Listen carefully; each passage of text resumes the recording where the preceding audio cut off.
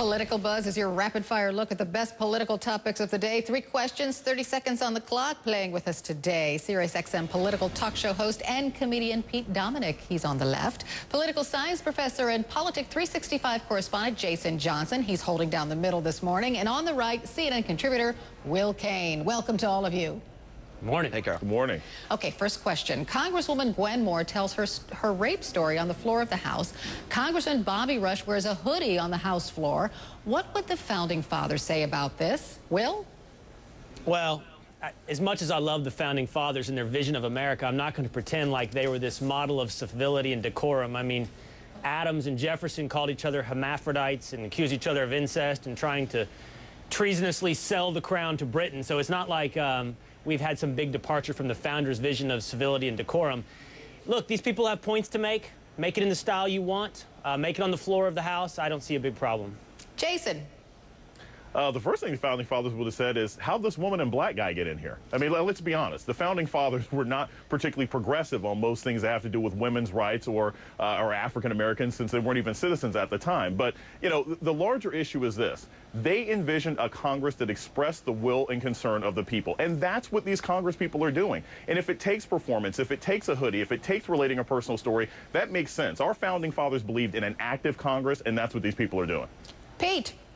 Yeah, the Founding Fathers didn't actually think black folks were whole people, right? 3/5. So I think they would have been really, I mean, my best impression of a Founding Father, seeing a black person on the floor. What is that black, what is this woman? Woman, black person, black woman? They would have been outraged. And, you know, listen, the idea that women are somehow inviting sexual assault or rape because they're wearing a short skirt or tight clothes, or minorities are inviting to be killed because they're hoodie, we've got to take a look at that, America.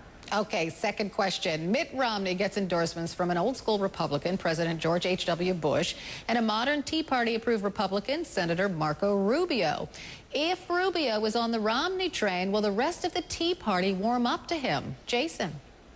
Look, I mean, Ronald Reagan could appear in the sky like the Lion King and say, Mitt Romney is my candidate. And it's not going to make the Tea Party like this guy. I mean, look, Mitt Romney, look, who he is has already been crystallized in people's minds. He's distant, he's aloof, he's Mormon, evangelicals have problems with it. The Tea Party will eventually come together because they don't like Barack Obama, but no level of endorsements is going to make Mitt Romney popular.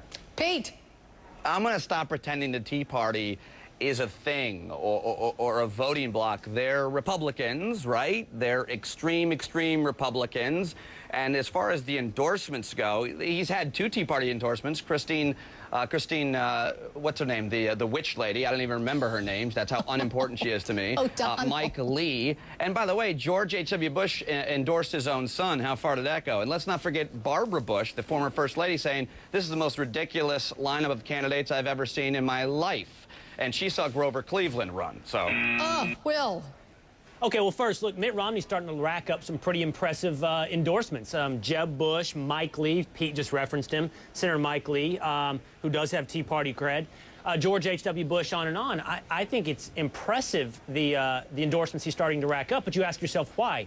Well, for some of these guys like Rubio now, it's getting pretty clear that Mitt Romney's going to be the nominee. And for that same logic, by that same rationale, the Tea Party will also fall behind Mitt Romney because he will be the nominee. Your buzzer beater now, 20 seconds each. Mitt Romney's sweet beach house. It's in the headlines and the punchlines. Listen. This is exciting, you guys. The jackpot for the Mega Millions lottery has reached a record $500 million. Or as Mitt Romney calls that, one more beach house. Now Romney is catching flack for putting in a car elevator. Yes, an elevator for his car. Should he just take a vow of poverty until November? Will. No. I can't wait till he puts a car elevator in the White House. I love this. You are rich. I've said this several times. Don't hide it. You're rich. Don't worry. It makes all of the simpletons upset that you're rich, but it's a completely meaningless fact in your quest for the White House, so show it off. I don't care. It's who you are. Jason.